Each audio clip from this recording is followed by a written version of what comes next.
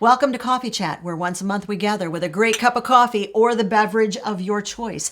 This month we will share the best of the best viewer frugal tips and strategies that have been sent in this month. What are you drinking today? We're going to tell you what we're drinking, but we want to hear from you first. Let us know in the comment field if you're drinking coffee or maybe tea, whatever your favorite beverage is. We asked you last month for some recommendations on coffee. We were looking for locally roasted coffee in your area, something that you've enjoyed, and something that we could order online and get shipped to us. We had two people actually recommend this company called Regulator Roasting out of East Peoria. And they spoke very highly of it. So Hope and I decided to call the owner, his name is David, and go over and have a look at his facility and do a little chat with him and pick up a couple samples that he had. So what we chose was a medium roast coffee. This is called Speckled Hen. It's really good. As I squeeze it, I can smell it coming out of the top of the bag here. It just smells so good. It's nice. It's got a lot of fruity overtones, and we really enjoyed that. But we told David when we were in there, we really like a little darker, little deeper roast. So this was what he suggested. And this is awesome. I love the name of this because as a biker, I really get what he's saying here. It's called Derailer, and it's a cold brew blend, but you can brew it hot, and that's the way we brewed it. The reason why it's called Derailer, now derailleur on a speed bicycle is the mechanism that changes the gears. And that's what the motto is on the front of it. It says time to change gears. And I'm sure by that he means to slow things down, sit a little spell, and enjoy a nice cup of coffee. This is how would you describe this, Hope? It's definitely a full-bodied blend. It's deep, it's rich, it has almost a little bit of chocolate overtones that you taste when you first try it, but it's not so darkly roasted that you feel like it doesn't taste burnt or anything like that at all. It just feels like a very deep, rich, great cup of coffee. And both of them are 100% Arabic coffees, so they really are very good. David showed us around the facility a little bit. He showed us his roaster that he uses to roast about 12 pounds of coffee a week. Not a lot. He does He does it twice a week, though. Oh, so, twice a week. Twice a week. Okay. And he also showed us how the beans come in bulk. And look at these bags. These are huge. I think these are 100-pound bags of coffee beans. And he'll take those beans and roast them. And then I don't know how he flavors them, but it's a process that he goes through. Does a great job. First, David, thank you so much for your hospitality to us.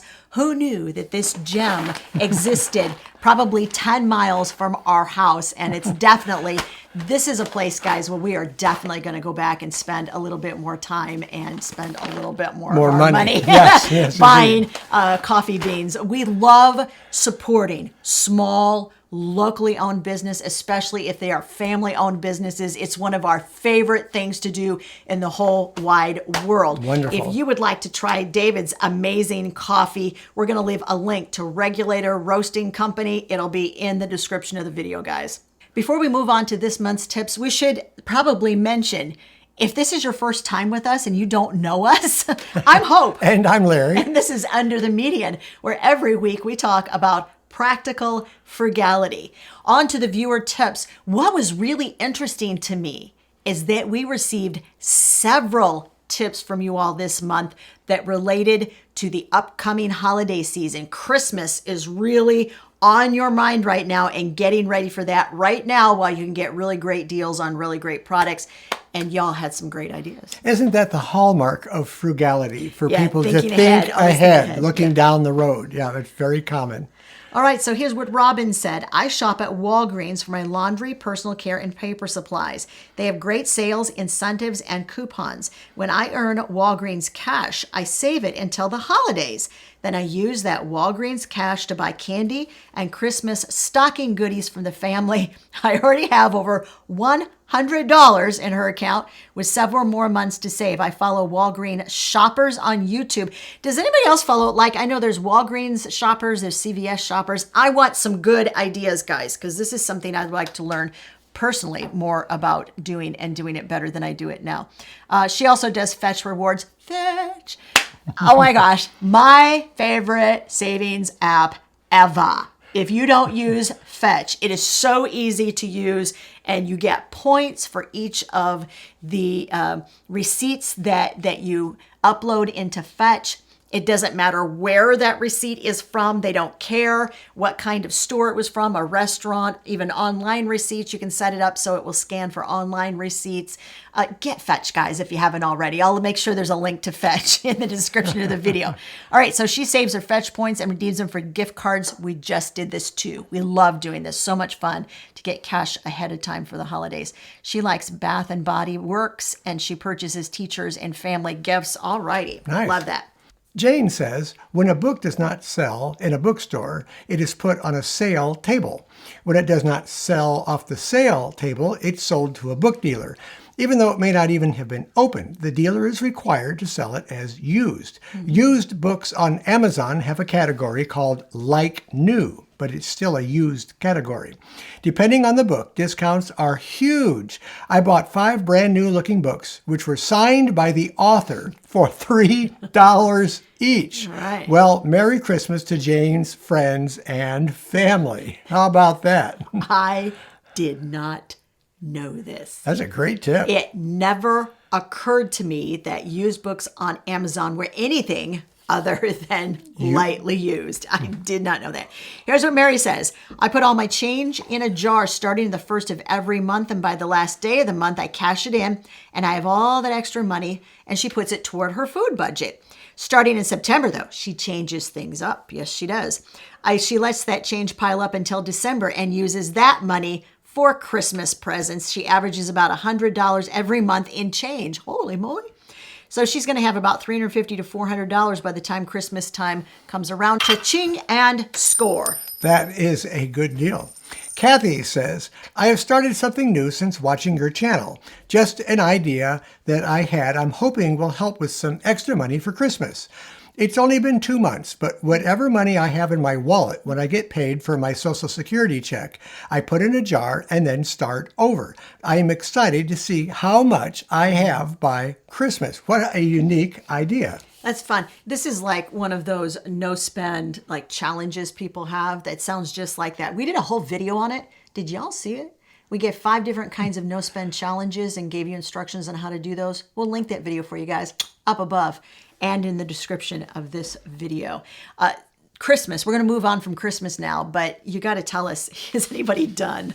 Are you completely and utterly done Christmas shopping already? This is not quite the 1st of September. And if you're wondering, no, we are nowhere near done. We do have some of it finished though. Some of it is done. Maya reminds us about all the uses of Dawn. I have heard about this. People use Dawn in everything. Right now, we're using our dish soap to help rid ourselves of a groundhog that is burrowing right next to our house. So in case you guys don't, and some people asked, the magic formula for the groundhog that we use was a mixture of ammonia and vinegar, white vinegar, and hot sauce, yeah, and a little bit of dish detergent, a nice squirt of that. The reason for the dish detergent is that you put it like down their hole, and the dish detergent causes it to be a little more viscous. Yeah, and it sticks to the sides of their soil. hole. Yeah. And so far, so good, guys. It's been like 5 days, 6 days. Yeah, we're good. And he's not back yet. So fingers crossed. Mm-hmm. All right. So, but other than those things, Maya says, I've been using Dawn dish liquid to clean my bathroom. I also use vinegar plus baking soda and or Odoban for cleaning and doing laundry. Get this, guys. Oh my gosh. I thought I was going to fall off my seat when I read this. About 2 years ago, I got 5 gallons of Odoban at Ace Hardware and paid $1 for each of them. Oh my gosh, they were clearing That's like that the out. score of the century. Oh my gosh. Oh yeah, yeah.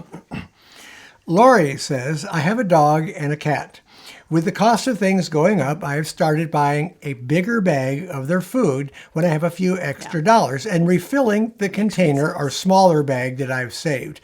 This way I don't have to worry about them running out. And that's always a great way to save money by buying in bulk. Rachel has the next tip. Her husband, Desmond, she gave a shout out to. Desmond, we're shouting you out, buddy. You did a great job. This is a good one. All right. My husband Desmond just saved us a lot of money. He picked up my prescription at the pharmacy for me. Although we have benefits that pay 90% for prescriptions, the out-of-pocket bill would be $60. That's 10%. That's expensive prescriptions. He asked to talk to the pharmacist to see if there is any support to help pay this. The pharmacist informed us that we can call the pharmaceutical company directly, and they might pay the remaining balance.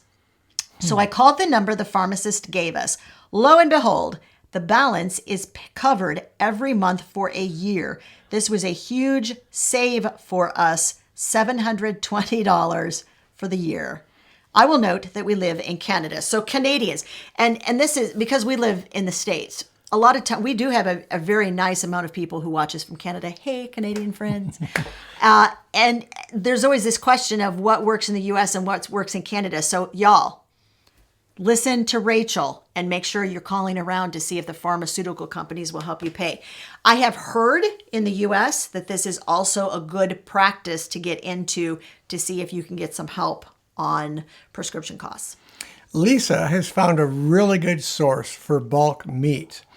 We purchased a whole beef, split it with my family 4 ways, and a whole hog we split 2 ways.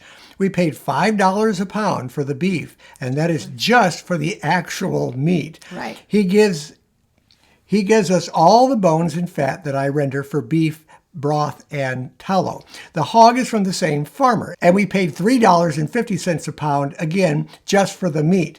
He gives us the bones and fat for both the pork, broth, and lard. I make sausage and smoke it and brine my hams and bacon and then smoke those also.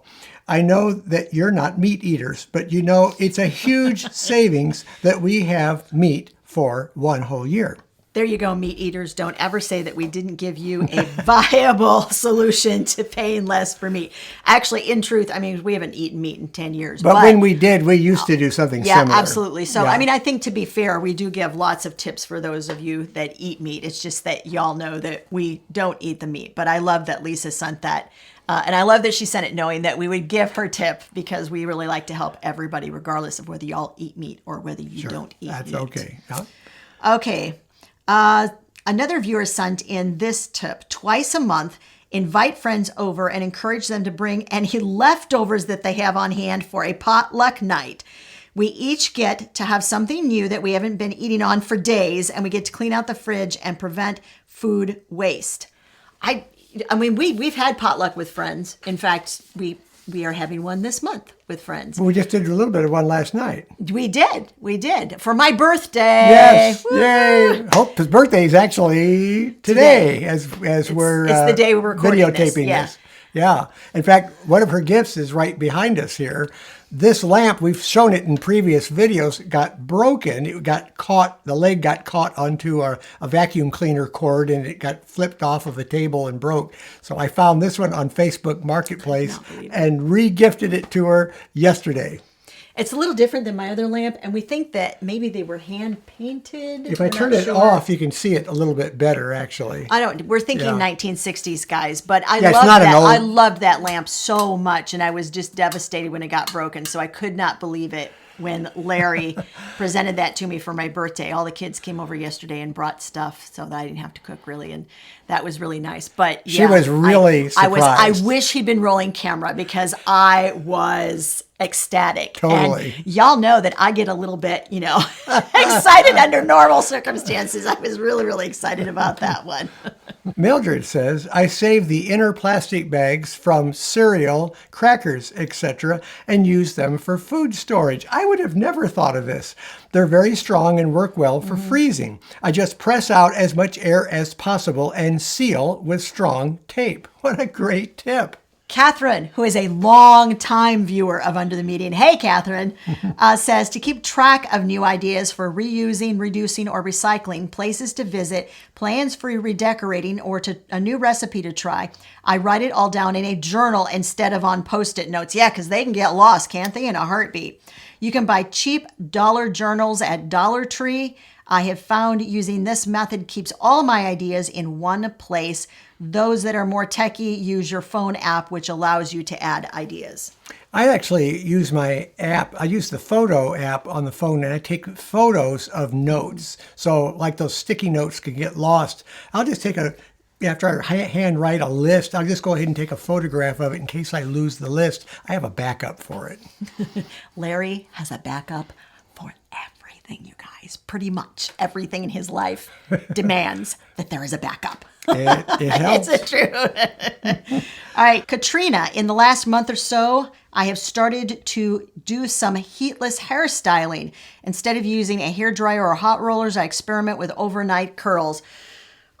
All right, ladies, how many of you remember those pink sponge curlers in the 1960s, 1970s? Our mamas would make us, she would roll it, especially if there was like a wedding or a special occasion the next day or picture day at school. You went to bed with those pink rollers in your hair and you had to sleep.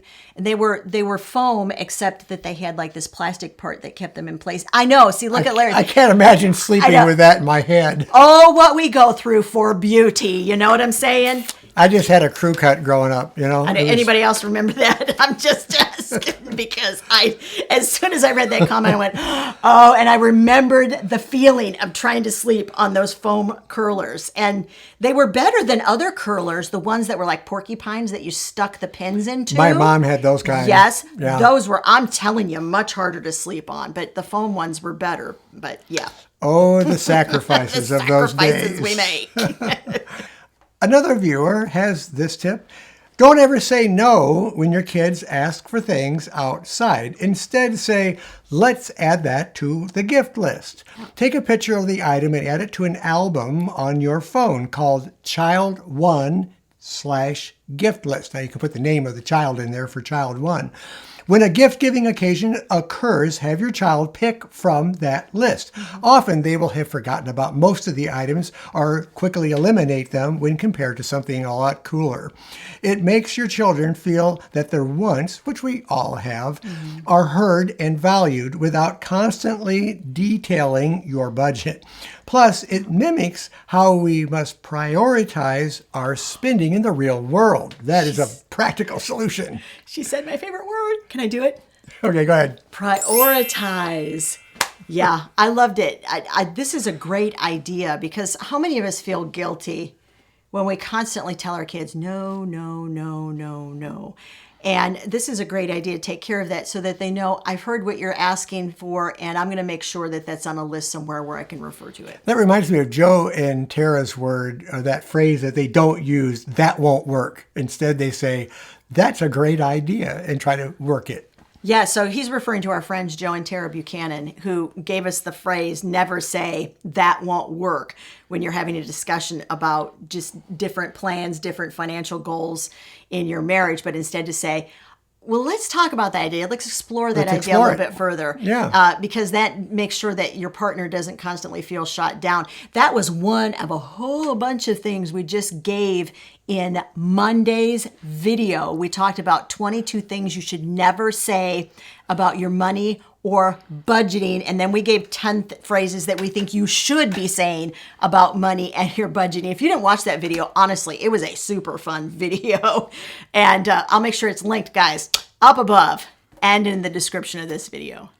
Marion Hobbs says, our home requires some odd size HVAC filters, $6 a piece. My husband is able to take our standard size filter, which costs less than $2 a piece, cut it in half, and fits the odd size vent perfectly. Oh, that's a great solution. I love that solution. Make it work, by golly. Renee has this tip about groceries. Try making a grocery list, needs and loss leaders only, and write the shelf/sale price next to the item as you cross it off your list. It only takes seconds, and you'll be shocked at how many mistakes you'll find. I'm sure she's talking about mistakes in signage at the grocery store or Right. on the flyer. Yeah, I think so. How many times you get to the grocery store and the item is mislabeled, the sale price isn't correct, it's not at the right size item, all kinds of mistakes you find at the grocery store. By the way, one of the tips that we would give you, because, you know, we do give you tips, is that if you're ever concerned, let's just say you go to the grocery store and what you're seeing on the shelf definitely does not reflect what you wrote down on your grocery list before you ever started on your way to the store. Take a photo of it on your cell phone, take it up to checkout. We've done this, and countless times it has saved us sitting at the checkout going, waiting for them to send somebody to actually look at it on the shelf. They'll probably send you to that nice lady at the service desk who will make the correction for you. Sheila says, I have been using return envelopes found in bills, various junk mail for scrap paper. She cuts the envelopes apart and uses them for grocery and to-do lists. This way, she hasn't had to purchase tablets. Oh, my gosh. I found envelopes all the time when I'm trying to make scratch notes real quick and use them for that. Great idea.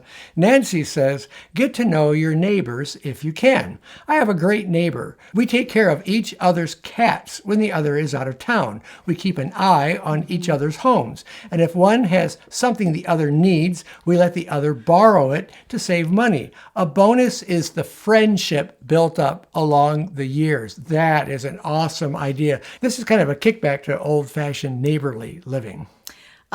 Larry and I had this running joke. When we lived at our old home, we knew all the neighbors up and down the street.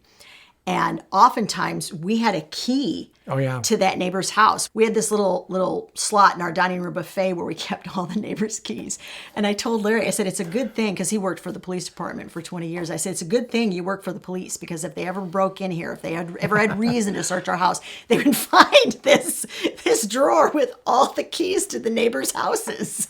Well, we would check on their homes when they would go on vacation. Some of them had animals that we would feed, birds or dogs or whatever. And in like manner, we would give them our key when we would go out of town, and they would watch over our home as well. So it worked both ways. Great neighbors are hard to find, I'm telling you. They really are. Here's another tip from a viewer. It involves seed saving. She loves annuals instead of perennials, but she knows that annuals die and then they don't come back again. So instead, in the fall, she gathers all of the seeds and then puts them in homemade paper bags and makes sure that she labeled them. And then the next spring, she's ready. She got all of her seeds ready that she saved from last year's flowers to replant for the following year. Oh, that was a great idea. Susan says this, I always pay groceries with cash. It hurts much more to see the money going away, and it makes me spend less than paying with the card. Love from Portugal. Well, hey, that is a really good kind of a Dave Ramsey tip there, Susan. And thanks for watching Under the Median. We have quite a few people who watch from outside of the United States. If you don't live in the U.S. and you watch us, drop a line below and tell us where you're watching from, because we'd love to know. Crazy Unlimited says, I keep the old bottles of condiments, and she makes her own homemade versions and puts it in the bottles that she just emptied from the grocery store, because she said, you know what? It's all labeled, all ready to go. Susan says, my best frugal tip is to always ask for discounts. Sometimes they'll find ones that they can use that you didn't even know they had. Today we did this, and my hubby got new Rockport non-slip electrical safe shoes that were priced at $139.99 regularly for $28.74. Whoa!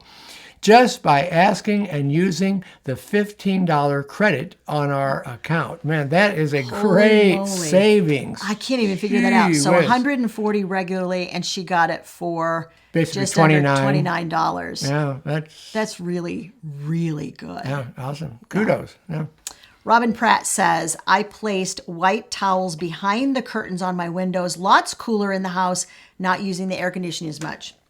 Yeah, that's reflecting away some of that heat from the sun. It's a good idea, because white reflects heat. Right, exactly. And we use the opposite in winter. We recommend layering like old blankets in front of your window, between your curtains and your window pane to keep the cold air from you can seeping even hang in. it depends. You got to have really strong curtain rods, guys, but you can even hang like an old quilt over it or something.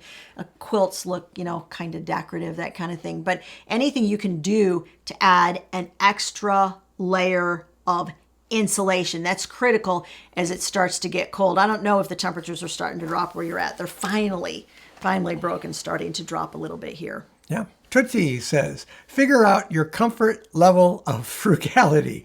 If you try to be something you and your partner is not, you will not succeed. Some people are fine with making 2 rolls of toilet tissue out of 2-ply paper. Some feel as though they're sacrificing if they brown bag lunch once a week. Don't drive yourself and your family crazy by going too far too quickly. That's a good idea. Absolute sage advice. Now, if you're ready for some more frugality tips, we got a whole bunch more that we did in last month's coffee chat, and you are sure to find some tips that fit your frugality and also fit your family's financial goals.